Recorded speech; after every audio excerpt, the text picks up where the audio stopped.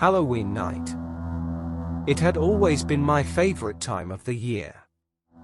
There was something intoxicating about the chill in the air, the rustle of leaves underfoot, and the eerie glow of jack-o'-lanterns lining the streets. This year, I decided to take a walk alone, savoring the spooky ambience of the neighborhood. Little did I know, this night would be different from any other Halloween I had experienced. The moon hung low, a perfect crescent casting a ghostly light over the suburban landscape. I pulled my jacket tighter around me as I wandered past familiar houses, each decorated with an assortment of fake cobwebs, plastic skeletons, and grinning pumpkins. Laughter and shouts from children in costumes echoed from the distance, but here on Maple Street, it was strangely quiet. As I turned a corner, I noticed a house I had never seen before. It was an old, decrepit mansion, standing out starkly against the well-kept homes around it. Its windows were dark, and an iron gate, slightly ajar, creaked in the wind. Curiosity piqued, I stepped closer. A sign hung on the gate, "Do you dare enter the House of Horrors?" My heart pounded with a mixture of excitement and fear. Of course, it was probably just an elaborate Halloween decoration, a haunted house set up by some enthusiasts. Still, something about the place felt off. I couldn't resist the pull of the unknown. Pushing the gate open, I walked up the overgrown path to the front door. I knocked, but the sound echoed hollowly. No answer. I hesitated, glancing back at the street. It was empty, the festive sounds of Halloween now distant and muffled. I turned the doorknob, and to my surprise, the door swung open with a groan. Inside, the air was cold, and a musty odor permeated the space. Shadows danced along the walls, cast by flickering candlelight. "Hello?" I called out, my voice barely above a whisper. No response. I stepped further inside, the floorboards creaking under my weight. The hallway was lined with antique portraits, their eyes seeming to follow me as I moved. I shivered, a sense of being watched crawling over my skin. The first room I entered appeared to be a parlor. Dust-covered furniture was draped in white sheets, and an old gramophone sat in the corner. I approached it, drawn by the sheer antiquity of the device. As I reached out to touch it, the gramophone crackled to life, playing a haunting melody. I jumped back, my heart racing. "Welcome," a voice whispered from behind me. I spun around, but no one was there. The shadows seemed to grow darker, and the air grew colder. "Who are you?" I demanded, trying to keep my voice steady. Silence. The only sound was the eerie music filling the room. I backed out of the parlor and into the hallway, my pulse quickening. A staircase loomed ahead, leading to the second floor. Despite my fear, I felt compelled to climb it. Each step creaked ominously, the sound echoing in the silence. At the top, a long corridor stretched out, doors lining either side. I chose the first door on the left and slowly pushed it open. The room was a child's bedroom, filled with old toys and faded wallpaper. A rocking horse in the corner began to move on its own, its creaking blending with the gramophone's melody still audible from downstairs. I backed out, shutting the door firmly behind me. As I turned to leave, a figure caught my eye at the end of the corridor. A girl, no older than 10, in a tattered white dress. Her eyes were hollow, her face pale and lifeless. She stared at me, and when she moved, her motions were jerky, unnatural. "Help me," she whispered, her voice echoing with a mournful plea. I froze, torn between the urge to flee and a strange compulsion to approach her. "What happened to you?" I asked, my voice trembling. "They won't let me leave," she replied, her voice cracking with despair. "They are coming. You must go." The shadows around her seemed to thicken, coalescing into darker forms. Panic surged through me, and I turned, racing back down the stairs. The air grew colder, and the whispers intensified, filling my head with incoherent murmurs. I stumbled into the foyer, the front door now shut tight. I yanked at the handle, but it wouldn't budge. The whispers grew louder, more insistent. "Join us," they hissed. "Stay with us forever." Desperation clawed at my mind. I looked around frantically, spotting a side door partially hidden behind a dusty curtain. I ran to it, throwing it open and finding myself in the kitchen. The smell of decay was overwhelming, and I gagged, forcing myself to move forward. A back door stood ajar, leading into a dark, overgrown garden. I burst through it, the whispers fading as I stumbled into the night. My breath came in ragged gasps, and I ran, not daring to look back until I was safely back on Maple Street. I glanced back at the mansion, now silent and dark, as if it had never been inhabited. The iron gate was closed, the sign gone. My heart still pounded, and I couldn't shake the feeling of being watched. I hurried home, vowing never to speak of what had happened. But every Halloween since, I feel the cold chill of that night, and I can't help but glance towards that corner, wondering if the House of Horrors will appear again, waiting for its next victim.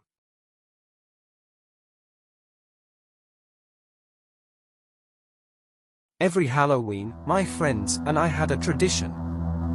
We would pick out the scariest, most decrepit house in town and dare each other to spend the night there. It was a stupid game, a holdover from our teenage years that we just couldn't seem to outgrow. This year, the choice was unanimous: the abandoned mansion at the end of Willow Lane. The house had a dark history. Locals whispered about the family that lived there decades ago, how they all vanished one night without a trace. Some said they still haunted the place, trapped between worlds, seeking revenge on anyone foolish enough to enter. It was perfect for our annual Halloween dare. We gathered at dusk, armed with flashlights, sleeping bags, and enough snacks to last the night.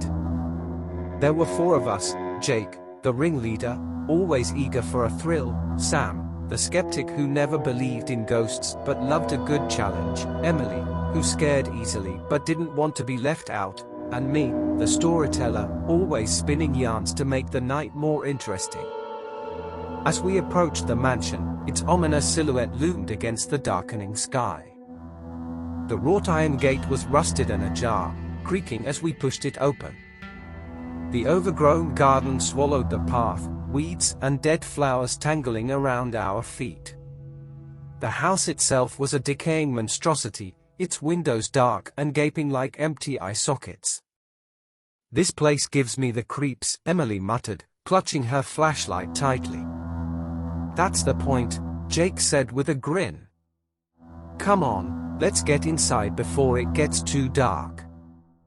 The front door was unlocked, swinging open with a groan. Inside, the air was cold and stale, filled with the scent of mildew and rot. Our flashlights cut through the darkness, revealing cobweb-covered furniture and peeling wallpaper. It was as if time had stopped here, everything frozen in a state of decay. "Okay, let's set up camp in the living room," Jake suggested. "We'll make a fire in the fireplace to keep warm." We piled our sleeping bags in front of the large, ornate fireplace and Jake worked on getting a fire started. Soon, the flickering flames cast eerie shadows across the room, giving the place an even more haunted feel.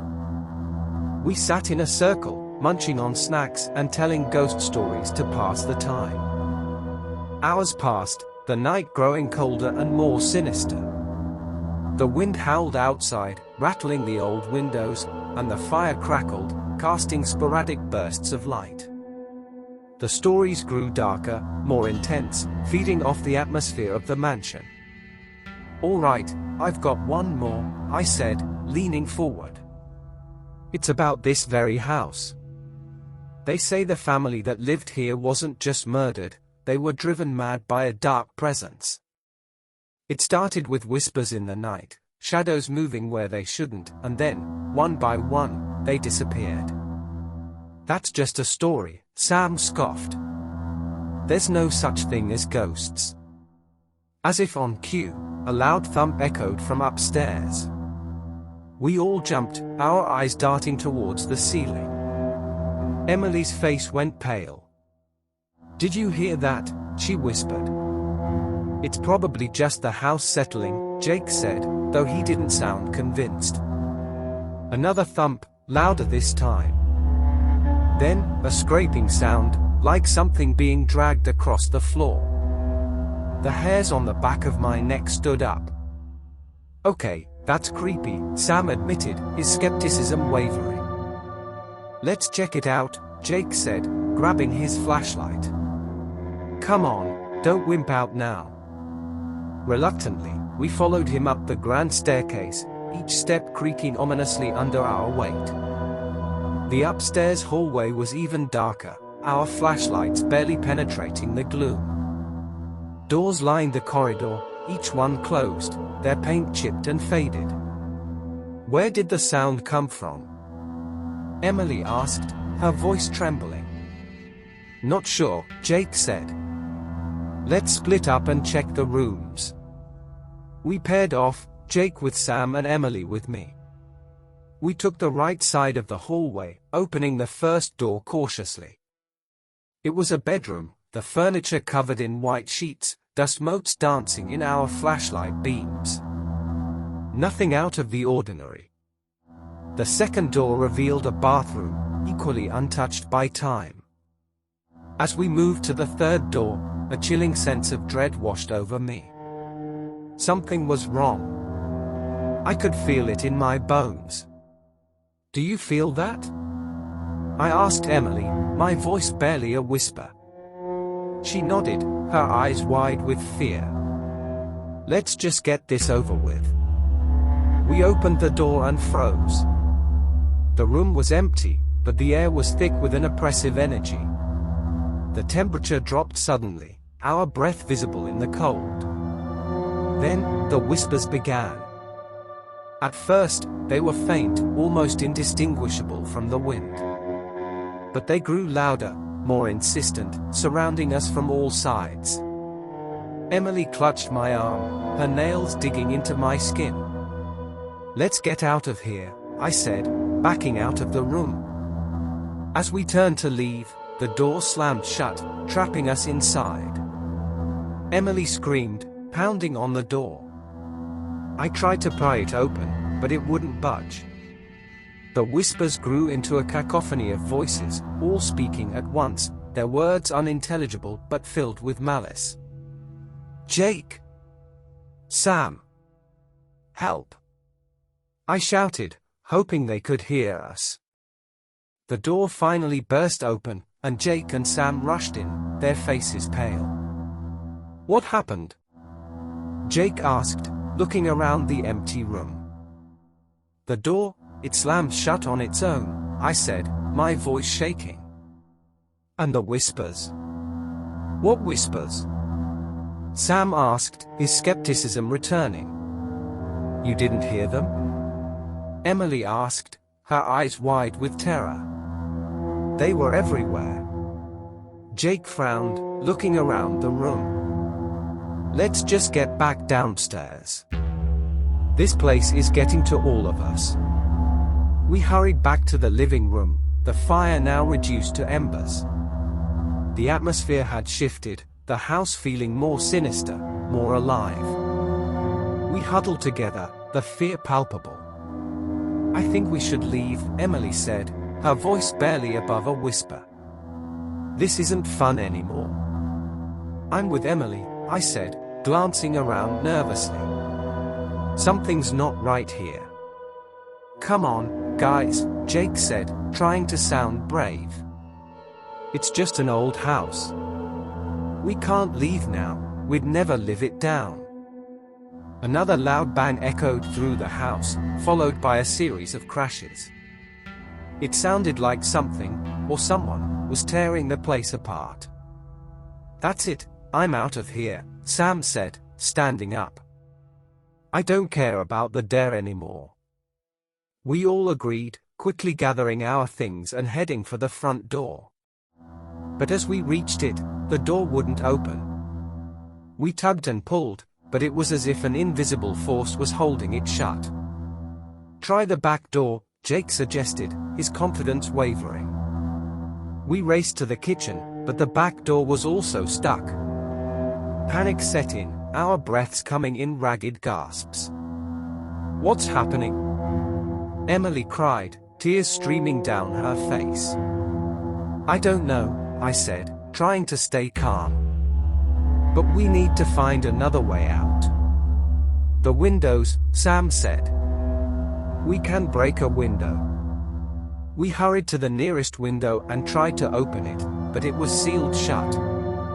Sam picked up a chair and swung it at the glass, but it bounced off, leaving the window unscathed.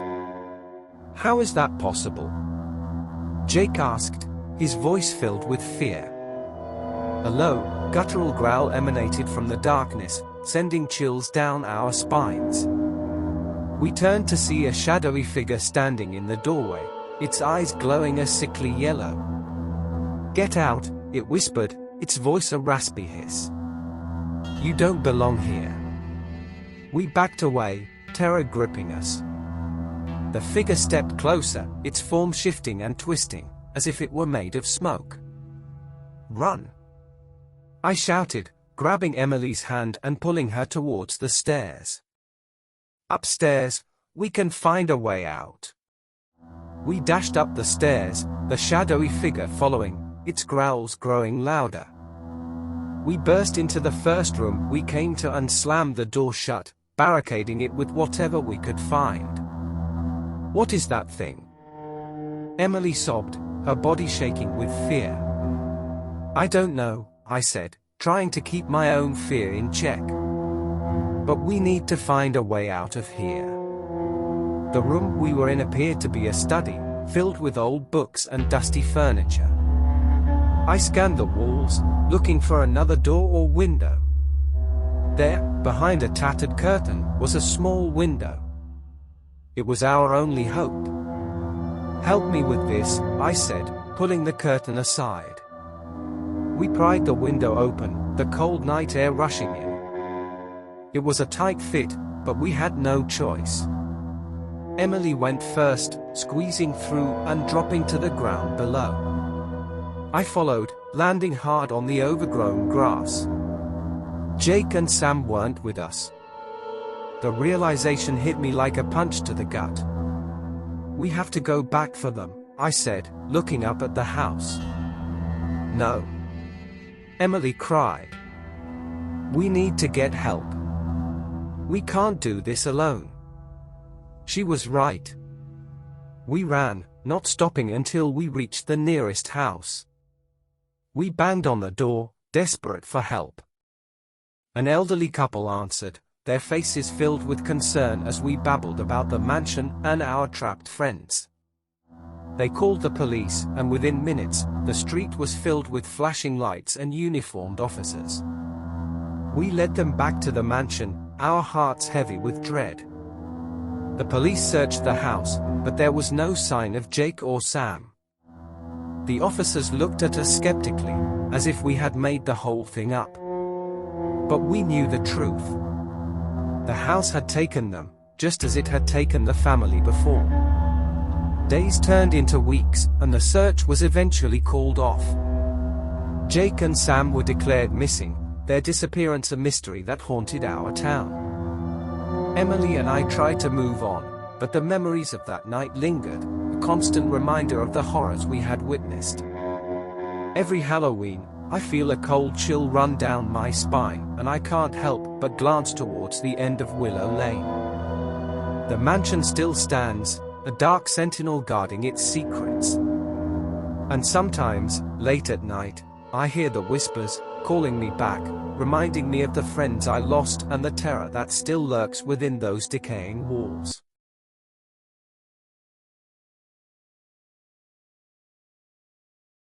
Halloween night had always been my favorite holiday.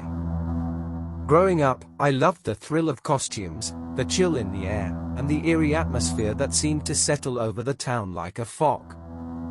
As an adult, I still cherished the holiday, but the traditions had evolved. My friends and I sought out more intense thrills, daring each other to explore the spookiest locations we could find. This year, our target was the abandoned Ravenhill Asylum. Perched on a hill just outside of town, the asylum had a notorious history. Built in the early 1900s, it housed hundreds of patients suffering from a range of mental illnesses. Rumors of mistreatment, bizarre experiments, and unsanitary conditions plagued its reputation. The asylum was shut down in the 1950s after a particularly gruesome incident involving the disappearance of several patients and staff. Since then, it had been left to decay, a magnet for thrill seekers and ghost hunters. We met at the base of the hill at dusk. There were 5 of us: Mike, the fearless leader of our group; Lisa, his girlfriend, who was always up for an adventure; Tom, who was skeptical of anything supernatural; Sarah, who was easily scared but didn't want to be left out; and me, the chronicler of our exploits. The hike up Ravenhill was steep and treacherous, the path overgrown with weeds and brambles. The setting sun cast long shadows, making the trees look like twisted fingers reaching out to grab us. By the time we reached the top, night had fallen, and the asylum loomed before us, a hulking, dilapidated structure silhouetted against the dark sky. "Wow, this place is creepy," Sarah whispered, clutching her flashlight. "That's the point," Mike said, grinning.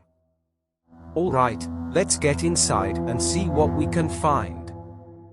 The front door was boarded up, but we found a broken window around the side that allowed us to climb in. Inside, the air was thick with dust and the smell of mildew. Our flashlights illuminated a long hallway, lined with empty rooms and peeling wallpaper. Every sound seemed amplified in the silence: the creak of floorboards, the rustle of our clothing, the distant drip of water. "Let's split up," Mike suggested. "We'll cover more ground that way." Reluctantly, we agreed. Mike and Lisa went one way, while Tom, Sarah, and I took the other. We moved cautiously down the hall, peeking into each room. Most were empty, filled with broken furniture and debris. Some still had remnants of their former use: rusty bed frames, decaying mattresses, and scattered medical equipment. We reached what appeared to be a common area. Old, rotting sofas were arranged around a fireplace, and faded murals decorated the walls. The room felt eerily preserved, as if the ghosts of former patients might appear at any moment to resume their activities. "This place gives me the creeps," Tom muttered. "Let's keep moving." As we explored deeper into the asylum, the atmosphere grew more oppressive. The temperature seemed to drop, and an unsettling feeling settled over me, like we were being watched. We reached a set of double doors marked Ward B. Pushing them open, we stepped into a larger corridor lined with cells. "This must have been where they kept the more severe cases," I said, shining my flashlight into one of the cells. Inside, I could see a small cot, rusted metal restraints, and dark stains on the walls. Sarah shuddered. "Can we go back now? I don't like this place." "Let's just check a few more rooms," Tom said, trying to sound brave. "Then we can head back." We moved further down the corridor, peeking into each cell. Most were empty, but some contained old medical instruments, scattered papers, and other remnants of the asylum's dark history. As we reached the end of the corridor, we found a heavy, iron door marked basement. "Should we check it out?" I asked, my curiosity piqued. "Hell no," Sarah said, backing away. "I've seen enough horror movies to know that's a bad idea." Tom hesitated. Maybe we should wait for Mike and Lisa. But before we could decide, the door creaked open on its own. A cold draft wafted up from the darkness below, carrying with it the faint sound of whispering voices. "Did you hear that?"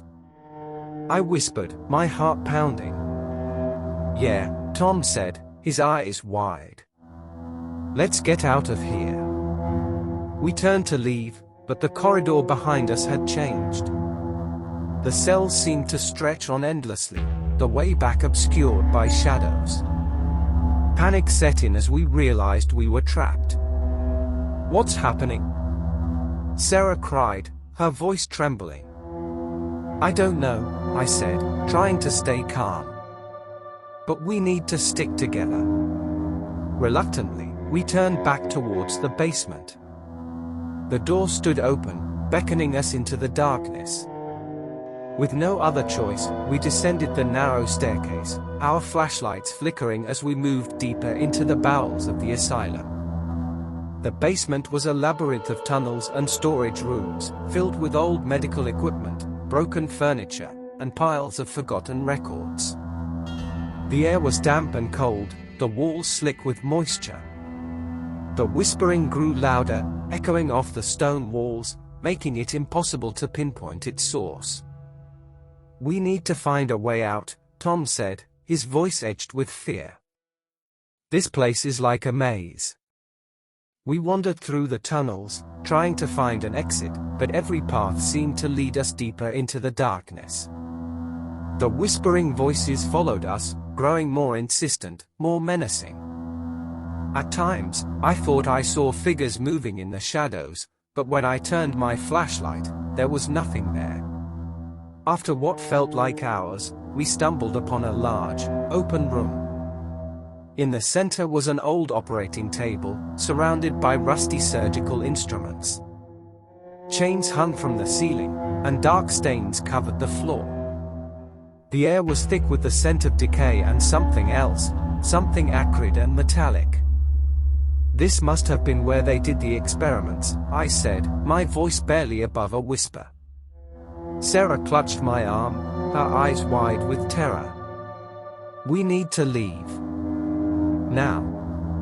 Tom nodded. "Agreed. Let's get out of here." As we turned to leave, the whispering voices crescendoed into a chorus of screams.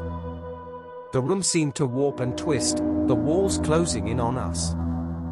Shadows detached themselves from the corners, forming into twisted, human-like figures. "Run!" I shouted, grabbing Sarah's hand and pulling her towards the nearest tunnel.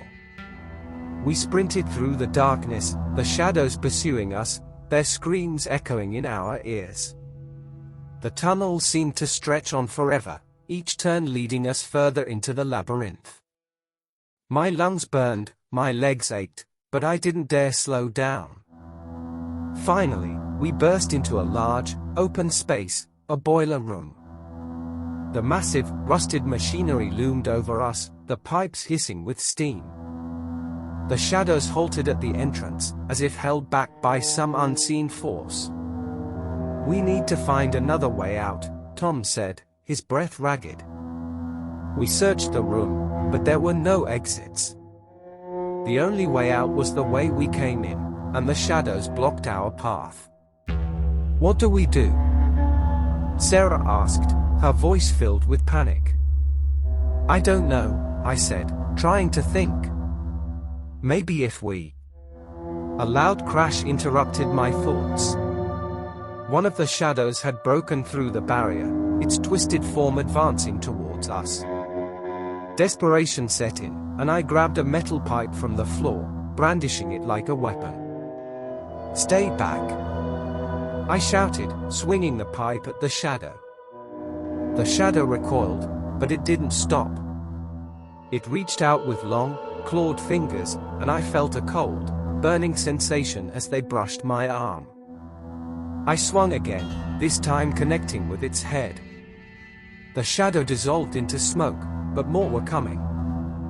"We need to barricade the door," Tom said, grabbing another pipe. "Help me with this." Together, we pushed one of the old boilers in front of the entrance, creating a makeshift barrier. The shadows pounded against it, their screams filling the room, but they couldn't break through. "What now?" Sarah asked, tears streaming down her face. "We wait," Tom said, sinking to the floor. "There's nothing else we can do." Hours passed, the shadows relentless in their assault. We huddled together, trying to stay awake, but exhaustion took its toll. One by one, we drifted off, the sounds of the shadows fading into the background. I awoke to silence. The room was dark, our flashlights long dead. The boiler still stood against the entrance, but the shadows were gone. Slowly, we moved the barrier and stepped into the tunnel. It was empty, the oppressive atmosphere lifted. "Do you think it's over?" Sarah asked, her voice barely above a whisper. "I don't know," I said. "But we need to find Mike and Lisa." We retraced our steps, moving cautiously through the tunnels. The asylum seemed different, less menacing. The whispering voices were gone, replaced by an eerie silence. We found Mike and Lisa in the main corridor, huddled together, their faces pale and drawn. They looked up as we approached, relief washing over their features. "Thank God you're okay," Mike said, standing up. "We couldn't find you anywhere." "We were trapped in the basement," I said. "It was like a maze. Shadows were chasing us." Lisa shivered. "We heard the screams. We thought." "We're okay," Tom said.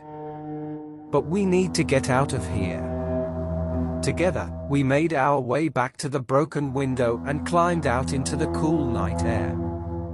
The asylum loomed behind us, its dark windows staring down like empty eyes.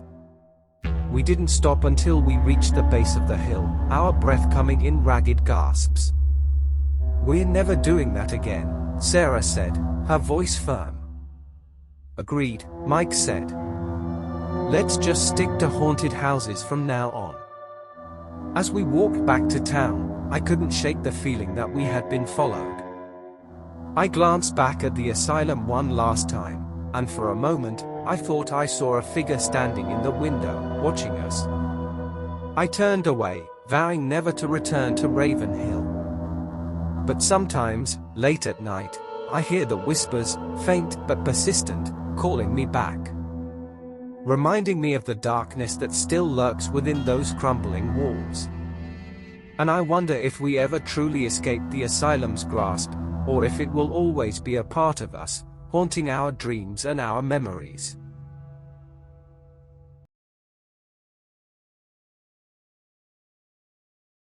Halloween has always had a special kind of magic. The crisp autumn air, the smell of bonfires, and the excitement of costumes and candy. But this year, Halloween was different. This year, we decided to explore Blackwood Manor. Blackwood Manor had been abandoned for decades, ever since the Blackwood family mysteriously disappeared one Halloween night. The manor had a dark reputation, whispered stories of ghostly apparitions and strange noises that kept the curious at bay. But for my friends and me, it was the perfect place for a Halloween adventure. We met at the edge of the Blackwood property at dusk.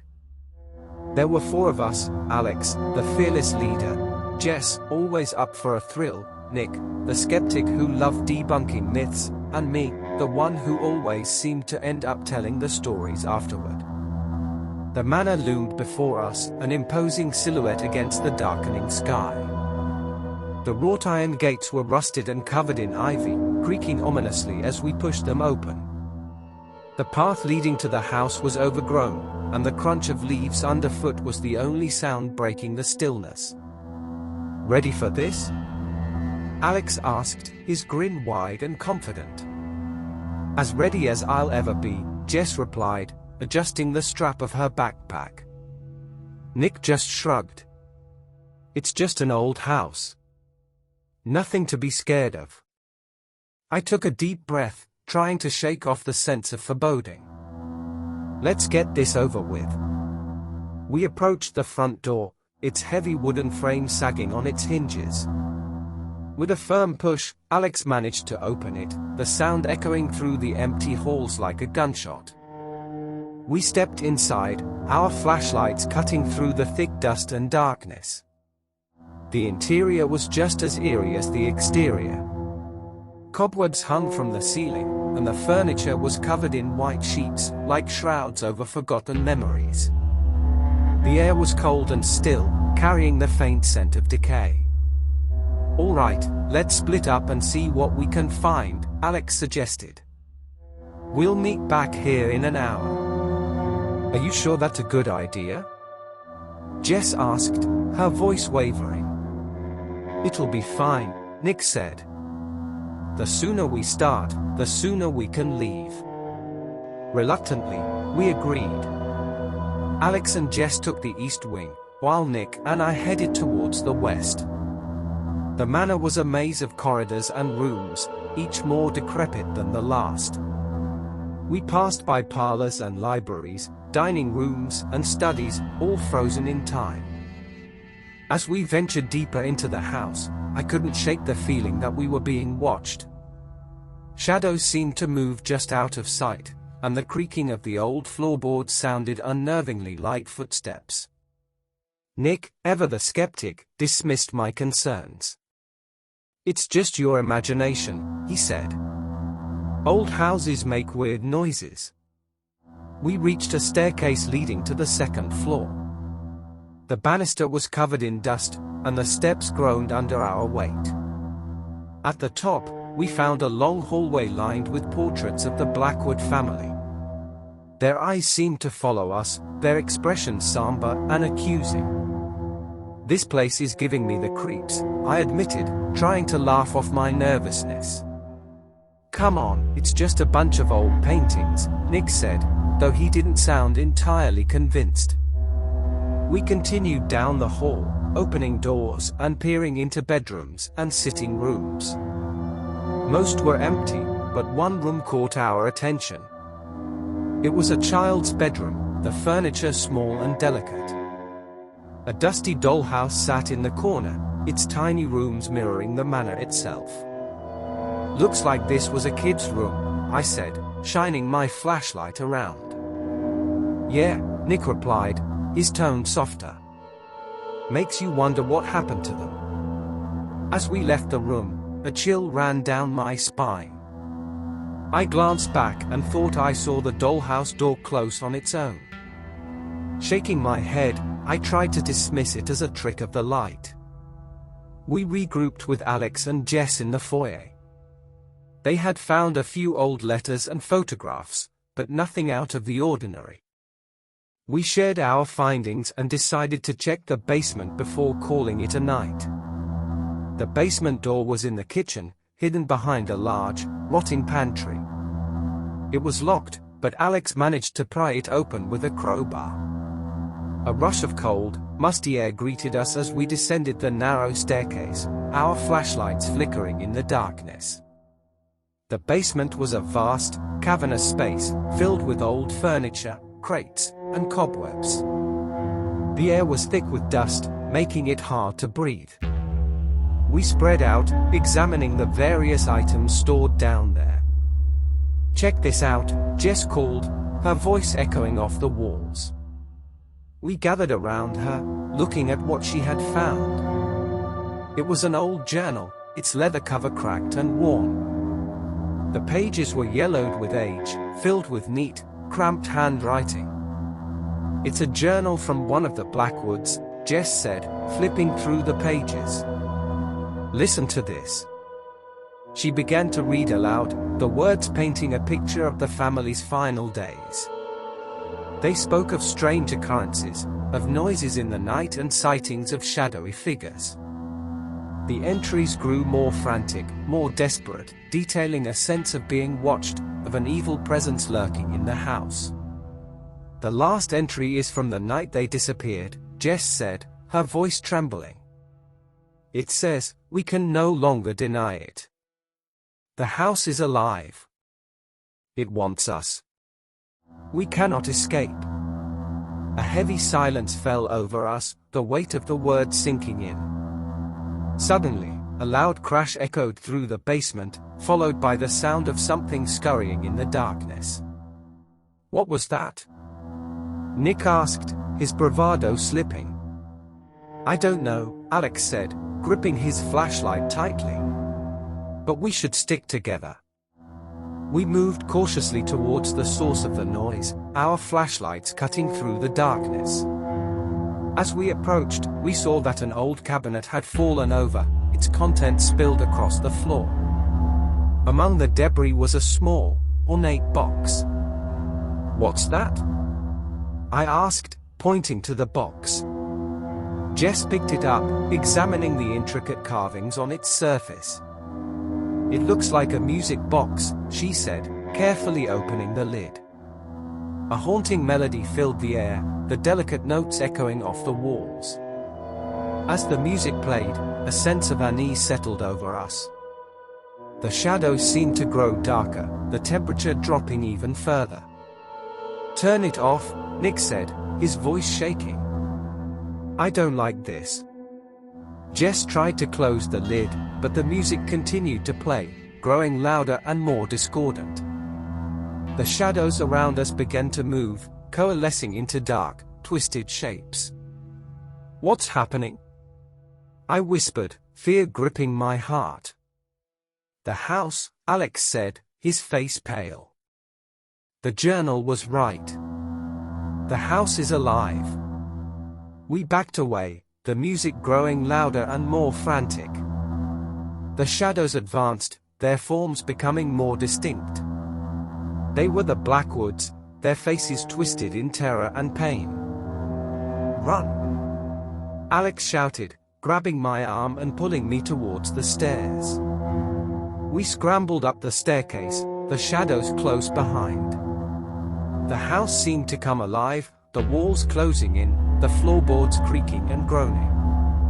We reached the kitchen, but the door slammed shut, trapping us inside. Help! Jess screamed, pounding on the door. Nick tried to force it open, but it wouldn't budge. The shadows filled the room, their ghostly forms reaching out towards us. The air grew thick with their presence, making it hard to breathe. We have to destroy the music box, Alex said, his voice urgent. Jess threw the box to the ground, but it didn't break. The music continued, the melody now a chaotic, jarring cacophony. Desperation set in as the shadows closed in, their faces inches from ours. Use the crowbar. I shouted, grabbing it from Alex and swinging it at the box.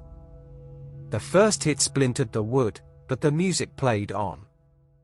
I swung again and again, each blow sending splinters flying. Finally, with one last strike, the box shattered, and the music stopped. The shadows recoiled, their forms dissolving into mist.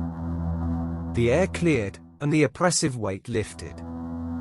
We stood there, panting and shaken, the reality of what had just happened sinking in. We need to get out of here, Nick said, his voice barely above a whisper. We forced the kitchen door open and stumbled out into the night. The manor stood silent behind us, its dark windows watching us leave. We didn't stop until we reached the safety of the town, the lights and sounds of civilization a welcome relief. In the days that followed, we tried to make sense of what had happened. The journal, the music box, the shadows, all of it seemed like a bad dream. But the marks on our bodies, the cuts and bruises, were real. The fear was real. We vowed never to return to Blackwood Manor, to leave its dark secrets buried. But sometimes, late at night, I hear the faint strains of a haunting melody, and I wonder if we truly escaped. The house, with its dark history and restless spirits, will always be a part of us, a reminder of the night we dared to uncover its secrets and paid the price.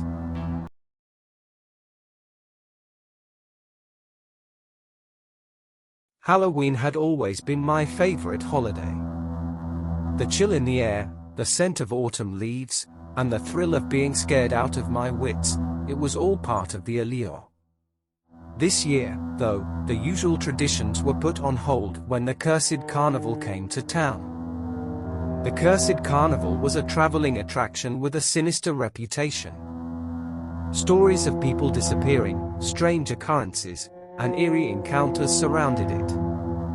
Naturally, my friends and I were drawn to it like moths to a flame. We were always on the lookout for the next big scare, and this seemed like the ultimate Halloween adventure. We met at the edge of town as dusk settled in.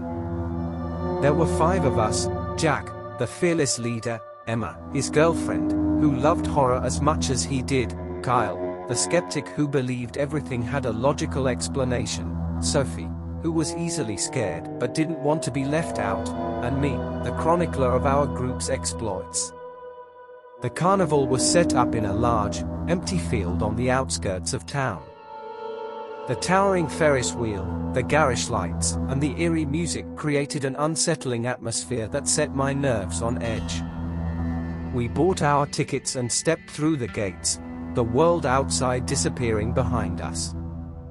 The first thing that struck me was the performers. They were dressed in elaborate, old-fashioned costumes, their faces painted in grotesque masks. They moved silently through the crowd, their eyes following us with unnerving intensity. "Creepy," Sophie whispered, clinging to my arm. "That's the point," Jack said, grinning. "Let's check out the haunted house first."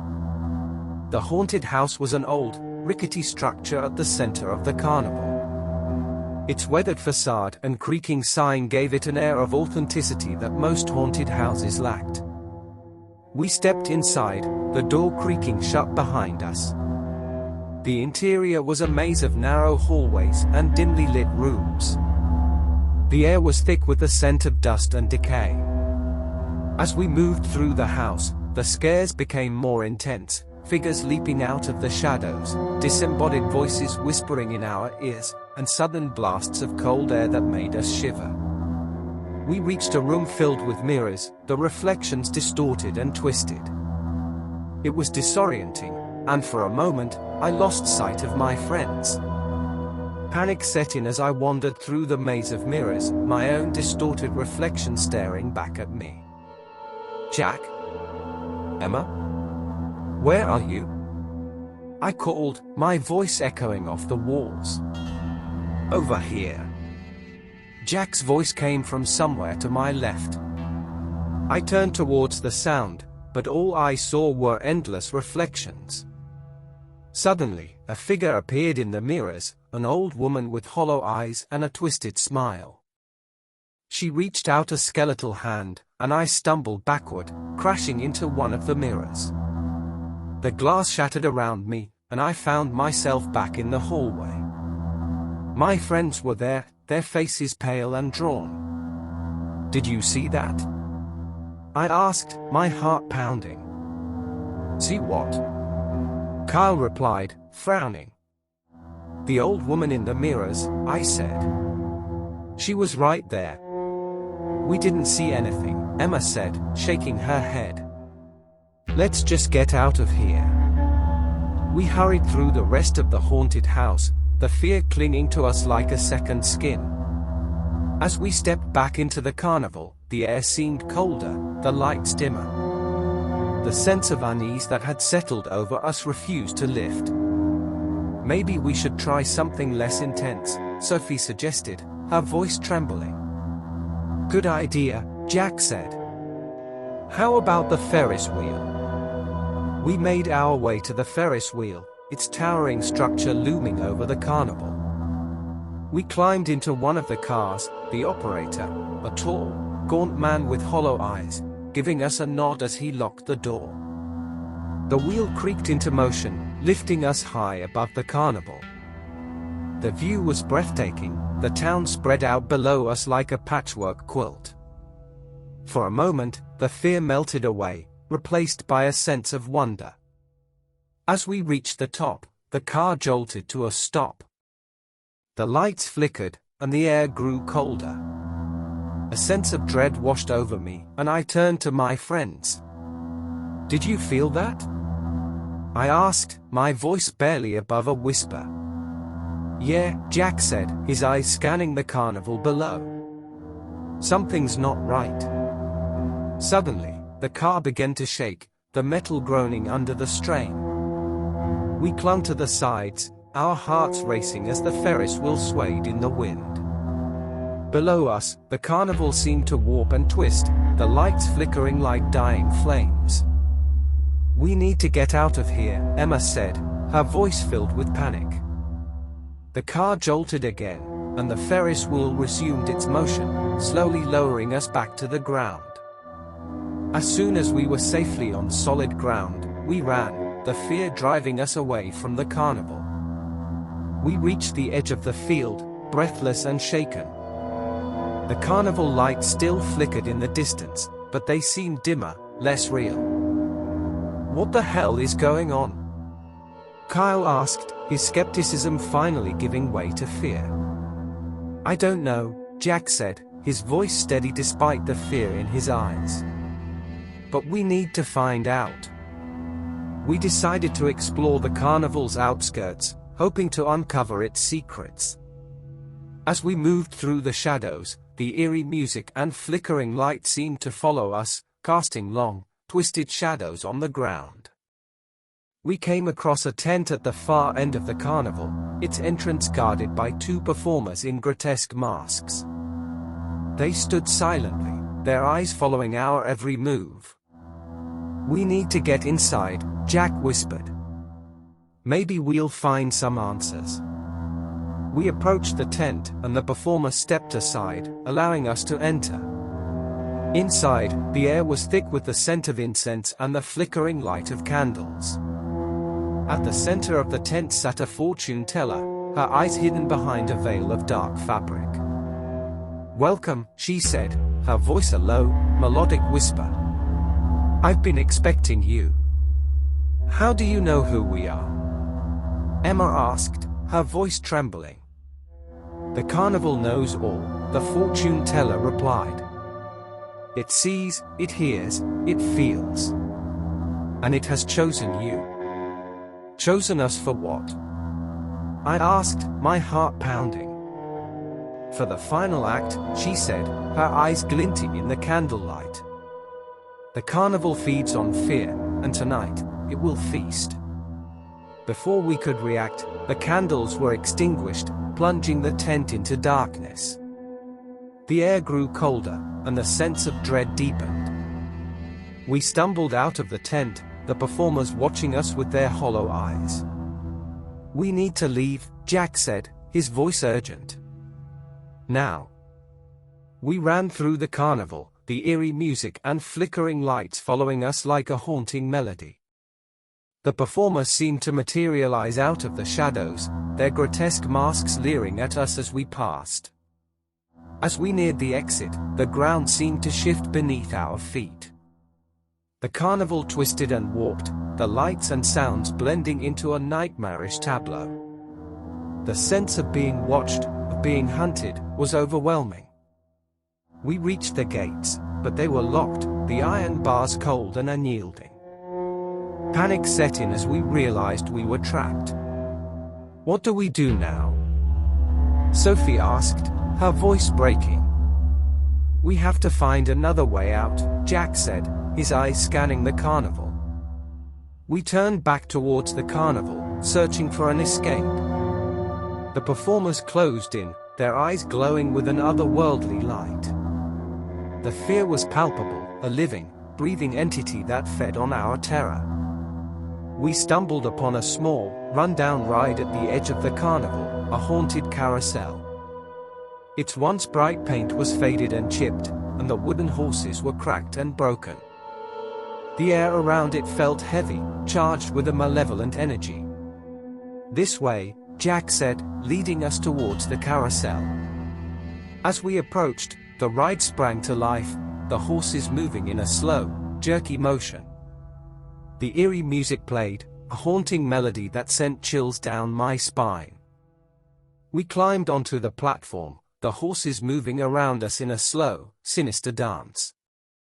"Maybe there's a way out through here," Jack said, his voice uncertain. We moved through the carousel, the wooden horses seeming to watch us with their hollow eyes. The air grew colder, the sense of dread deepening. Suddenly, the music stopped, and the carousel ground to a halt. The silence was deafening. The performers closed in, their grotesque masks reflecting the dim light. We were surrounded, trapped in a nightmare from which there was no escape. The fortune teller appeared, her eyes glinting with malice. "The carnival has chosen," she said, her voice echoing in the stillness. "It feeds on fear, and tonight, it will feast." Desperation set in as we tried to find a way out. The performers advanced, their movements slow and deliberate. The sense of being watched, of being hunted, was overwhelming. In a moment of clarity, I remembered the journal I had found earlier in the haunted house. The last entry had mentioned something about a way to break the carnival's hold. "The journal!" I shouted. "It mentioned a way to break the curse. What do we do?" Jack asked, his voice filled with urgency. "We need to destroy the source of the carnival's power," I said, my mind racing. "The fortune teller's tent, it must be there." We fought our way through the performers, the sense of dread pressing down on us. The fortune teller's tent loomed ahead, its entrance guarded by the grotesque performers. "We need to get inside," Jack said, his voice steady despite the fear in his eyes. We burst into the tent, the air thick with the scent of incense and the flickering light of candles. The fortune teller stood at the center, her eyes glowing with a malevolent light. "You cannot escape," she said, her voice a low, melodic whisper. "The carnival feeds on fear, and tonight, it will feast." Ignoring her, we searched the tent for the source of the carnival's power. In a corner, hidden beneath a pile of old fabric, we found an ancient, ornate box. "This must be it," I said, my hands trembling as I lifted the box. "Destroy it," Jack said, his voice urgent. With a single, decisive blow, I shattered the box, the pieces falling to the ground. The air seemed to crackle with energy, and the fortune teller let out a piercing scream. The performers outside faltered, their movements becoming sluggish and disjointed. The carnival began to dissolve around us, the lights flickering and the music warping into a distorted cacophony. We ran towards the gates, the sense of dread lifting as we neared the exit. The gate swung open, and we stumbled out, breathless and shaken. The carnival behind us faded into the darkness, its sinister presence dissipating like a bad dream. We stood there, the cold night air a welcome relief. The fear that had gripped us was gone, replaced by a sense of relief and disbelief. "We did it," Sophie said, her voice trembling with emotion. "Yeah," Jack replied, his eyes scanning the darkness. "We're free." In the days that followed, the cursed carnival became the stuff of legend. People spoke of the strange, eerie events, the sinister performers, and the night it vanished. But for us, it was a reminder of the fear we had faced and the courage it took to overcome it. Sometimes, late at night, I hear the faint strains of a haunting melody, and I wonder if the carnival will ever return. But for now, we're free, and that's all that matters. Thanks for tuning into Soul Whisper. If you got chills from today's story, please give it a thumbs up and share it with your fellow horror enthusiasts. Don't forget to subscribe and hit the bell icon to stay updated with our latest stories. Your support means the world to me and helps keep the horror alive on this channel. Until next time, stay spooky and keep the lights on.